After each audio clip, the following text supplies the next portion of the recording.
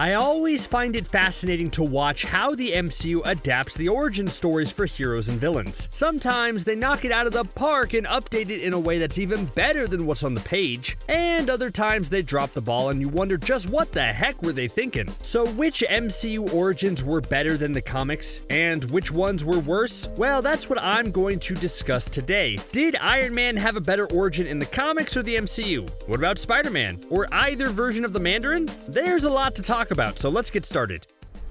Thanos had a much better origin in the MCU compared to the comics. We know that in print, Thanos is fascinated with nihilism and obsessed/in love with the physical embodiment of Mistress Death. Everything he does is to try to impress her. And as much as I like the idea of one dude destroying half the universe in order to get his crush to notice him, I like the MCU Thanos, who watched his planet destroy itself and vowed to bring a certain perfect balance so that what happened on Titan wouldn't happen anywhere else. In Thanos' first introduction in the MCU, you know, back when he looked a lot different, there was a hint that they would follow the comic origin. But then after the Russo brothers took over, it became clear that they were giving Thanos a new origin. Now you'll find Thanos was right graffiti on New York urinals, and you wouldn't have gotten that with his comic origin. Although there actually isn't a ton of differences between comic Iron Man's origins and his MCU counterpart, I do think the tweaks they ended up making in the MCU were necessary. Tony's big endgame arc deals with him getting to have a conversation with his father Howard Stark, and the franchise before that had dealt a lot with Tony's daddy issues. But in the comics, did you know he was actually adopted? He's not the biological son of Howard and Maria Stark, but rather the son of two S.H.I.E.L.D. agents, one of which was a Hydra double agent. I think including that detail would have hurt Tony's entire arc in the MCU. Plus, on top of that, in the comics, he didn't meet Rhodey until much later in life, after he became Iron Man. And having the two meet when Rhodey looked like Don Cheadle instead of Terrence Howard wouldn't have given them as strong of a bond for later films. If you would have asked me before No Way Home came out, I would have said that Spider-Man's MCU origin is much worse than his comic origin. It didn't really feel like a Spidey origin, and the character was more like mini Iron Man. We didn't even get to know his true origin because this was the third iteration of the character we've seen in live action, so that was skipped over. But then the ending of No Way Home reset everything, and you could argue that everything leading up to the end of that movie has been his origin story. It set Peter up to be the Spider-Man from the comics, and it did so in a way that didn't invalidate everything that came before. Putting Peter Parker as Tony Stark's mentee meant that Peter should have never struggled in his personal life when it came to finances or work, while that's always been a key component of the character. Pressing the reset button at the end of No Way Home creates the overall perfect origin story for the webhead. Both Steve Rogers' MCU and comic origin deal with a skinny, sickly kid who desperately wanted to be a soldier, but his path to becoming Captain America is where things started to diverge. The comics see that as soon as Steve became Captain America, he was weapons trained for a few months and immediately sent into combat to fight the Red Skull. In the movie version, after becoming all hunky and taller, he was basically sidelined and was asked to be the face of the army instead by selling war bonds without going into actual combat. It took the conscious choice by Steve to decide to disobey orders and go rescue his friends for his superiors to realize that he was a soldier that needed to be in the field. I think this is overall better because it shows how much Steve Rogers had to face in order to become Captain America. The comics were just like, hey, skinny kid, you want to become a superhero and fight bad guys? And that was it. Thor's MCU origin is much more cohesive than the comic and sets up his entire MCU arc perfectly. The film sees Thor start as an arrogant warrior who just can't wait to be king, but after Odin sees how cocky Thor is, he enchants Thor's hammer, forcing Thor to realize what it means to be a real hero, and his overall journey deals with him becoming worthy. The comics actually had Mjolnir created and enchanted when Thor was just like 8 years old, and he knew that he would have to one day prove he was worthy enough to wield the hammer. This set Thor up with a goal at a young age to chase, but the MCU handles it in a better way. So for Thor to have the ability to wield the hammer, then lose it, it helps him understand what it takes to be pure of heart much better than the comic version of events. Now, some bad origins. The whole not being allowed to say the word mutant thing was really tough when introducing Scarlet Witch and her brother, who, although their backstories have been tweaked, started off as mutants in the comics. The legal hurdles over not having certain rights to characters created an awkward situation where Wanda and her brother were described as miracles, which maybe they were hoping audience members would be chewing loud popcorn at this moment and possibly hear mutant instead. Anyways, while they did fix Wanda's origin in the MCU in WandaVision, that felt more like a retcon from a franchise who now was willing to embrace more mystical stuff as opposed to steering clear of it in the past. Overall, the MCU hindered Wanda's true potential for the longest time because of a less than stellar origin. Do we know anything about Clint Barton's past in the MCU? How did he become a S.H.I.E.L.D. agent? Where did he meet his secret agent wife? What's his deal?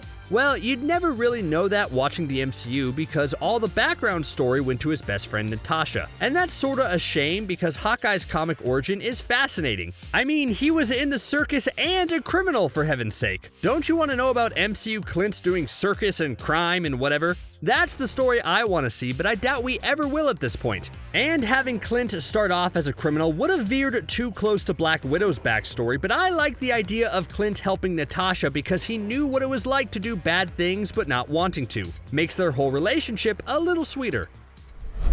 When Doctor Strange was released, it was slightly criticized for being too similar to Iron Man. An arrogant genius undergoes a dramatic event that turns him into an arrogant genius superhero. And that's especially true because Doctor Strange's comic backstory is a lot richer than the one we got in the MCU. Like, did you know that Strange was always destined to become the Sorcerer Supreme? So much so that Baron Mordo sent demons to haunt Strange's dreams when he was 8 years old. That idea of a preordained origin story is missing from the MCU, and that's a bummer.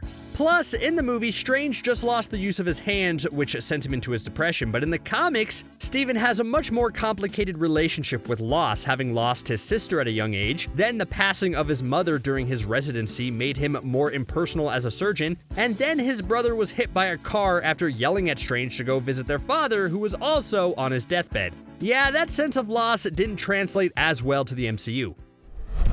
Anyone who knows my voice on this channel knows that I'm unhappy with the way they treated the Hulk in the MCU.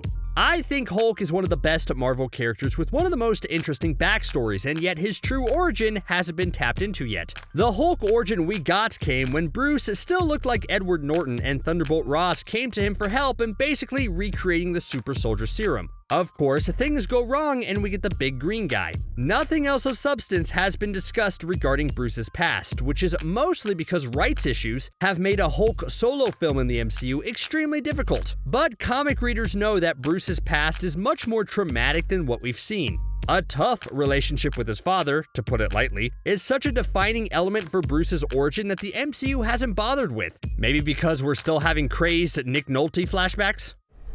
In the comics, Hank Pym is the creator of Ultron, and that was a problem by the time Age of Ultron rolled around since Hank Pym wasn't around in the MCU yet. The solution was to make the birth of Ultron mostly an arrogant and paranoid Tony Stark story with some Bruce Banner thrown in there as well. I think this was a mistake. Yes, it made Ultron's origin more tied with Tony Stark and fit with the movie's themes and story, but it forever tainted Tony Stark just a little, and gave off the impression that he makes terrible decisions. And that's mostly because Ultron's origins were glossed over. He came online and immediately became a bad guy after 2 seconds on the internet, which feels a little rushed. Okay, halfway done. We've been through some good and some bad MCU origins, now let's mix and match. Falcon had a better origin in the MCU compared to the comics. I liked that the movies made him a soldier, joining the Air Force and being the test pilot for the Falcon suit. This feels like a modern update that fit with the Captain America Winter Soldier vibe. Then, after losing his partner to an RPG, he dedicated his life to helping veterans with PTSD before meeting Captain America. That's a better setup than the comics, which saw him lured to a Caribbean island only to find Red Skull and his cronies there, and then Captain America suggesting he dons a superhero suit. Look, there are some aspects of Mantis' backstory that I appreciate were altered, but overall, I'm not a fan of how they tweaked her character. Yes, she's funny in Guardians of the Galaxy Volume 2, but most of the jokes are at her expense. Like, sure, maybe the first time Drax laughs at her appearance, it warrants a chuckle. When the movie doubles down to joke about how absolutely hideous and repulsive she is, it feels like a bit much. Anyway, the MCU also changed it, so she was raised by ego her entire life and is socially awkward and almost inept like the other Guardians of the Galaxy. But her comic backstory is much cooler, with her being a part of a Kree group on Earth who thinks she'll become the eventual mother of the most important being in the universe. Oh, and she also learns a bunch of martial arts, which is pretty cool. I'll stick with the Guardians for a second. The way they simplified Drax the Destroyer's backstory might not work for some, but I respect it. In the comics, did you know that Drax was originally a human named Arthur Douglas, who was driving with his wife and daughter when a Thanos-piloted spaceship basically takes him out permanently? Then later, Thanos' father, Mentor, captures Arthur's spirit and puts it in a body specifically designed to fight and destroy Thanos. If the MCU had followed that story, then Drax would have had a bigger impact on hunting Thanos over the course of the movies. Like, now imagine that big endgame beginning fight where it was Iron Man, Captain America, Thor, and Drax all fighting Thanos? Doesn't sound right, does it? Thor Ragnarok is one of my favorite MCU movies, but its villain is just middle of the road. Yes, I like the idea that Hela helped conquer the galaxy with Odin eons before Thor and Loki were born and then was locked away, but it felt a little out of left field. Plus, I think Hela's comic origins are a lot more fun and had more potential. You know that instead of being Odin's daughter in the comics, Hela is actually Loki's daughter? How would that have changed the whole dynamic of that third movie? Yes, it would have put more spotlight on Loki rather than Thor, but did we really need to see Thor fight another evil sibling? Plus, if Hela had remained Loki's daughter, how would that have affected the god of mischief and his path toward the good side? Plus, Hela's backstory and abilities were neutered in the movie compared to her terrifying comic powers, I'm just saying.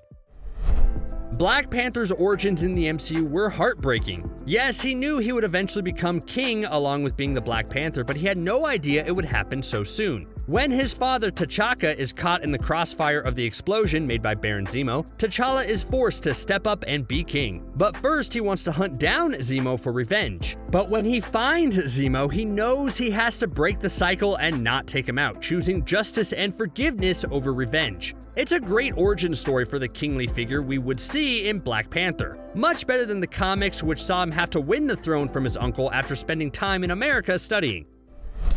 Let's talk about the Mandarin, aka Trevor Slattery. This origin reveal in Iron Man 3 still stands as one of the most controversial changes in the MCU, with it being revealed that the supervillain known as the Mandarin, the leader of the Ten Rings and the guy who Tony invited to attack his house without mounting a proper defense, was actually just a figurehead, and his origins lie on the small screen. Turns out the Mandarin was actually just a washed-up, boozy actor named Trevor Slattery. Some people loved it, other people hated it. Either way, it was definitely a worse origin than the OG comic Mandarin character. But they eventually tried again. In what is now probably the best retcon in the MCU, it's been revealed that yes, there was a real Mandarin whose real name was Wenwu. His origin is that he's this legendary, practically ageless warrior who discovered the set of 10 rings and used them to establish himself as a powerful crime lord. And since they made him Shang-Chi's father, I can confidently say this is a much better origin story for Shang-Chi's father compared to his comic counterpart, who's a character problematically named Fu Manchu. I think it's cool that Wenwu's origin both improved on what came before in the MCU and updated a comic character who needed a shiny fresh coat of paint. Vision's origins in the MCU. What do we think? Good? Bad? I'm leaning toward bad compared to his comic origins. The movies had Vision created by Ultron using vibranium, but as soon as he's brought to life, he's a good guy. I mean, he kinda has to be. Age of Ultron is a long movie, and they needed time for Thor to splash around in the cave pool, so of course everything felt a bit rushed. Anyway, the comic version of Vision was actually first made by Ultron using the robotic body of the Human Torch from the 1940s, and the brain patterns of Wonder Man. Not saying the vibranium body isn't cool and all, but come on, how awesome would it be to know that Vision's original body was from Human Torch in his android days? That would be a fun connection that would have made bringing in the Fantastic Four even easier down the line. Did you know that in the comics, Hank Pym had a first wife who ended up having a fatal encounter with the Hungary secret police? It was only after that did Hank start developing the Pym particles, where he soon became Ant-Man and found his wasp in Janet Van Dyne. But their marriage definitely had a few rough patches. This is all an origin that was overall a bit heavy for the MCU and the Ant-Man movies in particular. They smartly made it so Hank Pym kept his edge and his arrogance, but didn't come with the dramatic weight his comic character had to suffer through. Some would argue that this is a watered-down Hank, but again, I think his character's origins and personality fit within the Ant-Man world, don't you think? And last but not least, we have Ikaris, a character whose comic origins were better than the MCU's depiction of the character. I actually don't mind what they did with Ikaris' character in the Eternals movie, but I overall still like his comic origin more. Like, his origin actually includes him being the Ikaris of the legends who flew too close to the sun with his son, who ended up perishing. That whole history presents a much closer connection with humans than the MCU movie depicts, especially since it's trying to sell the idea that Ikaris and Cersei are this one true couple for thousands of years. Then there's, of course, the big twist with this character in the MCU, but that doesn't really apply to his origins, so I'll leave that alone for now. This mainly related to heroes and villains, but I wanted to give a special shout out to Pizza Dog from Hawkeye. The show already had him missing an eye when Kate saves him, but the comic series saw Pizza Dog beat up and thrown into traffic and then lose his eye. I'm super happy the MCU tweaked that origin because I didn't want to see that on screen, did you?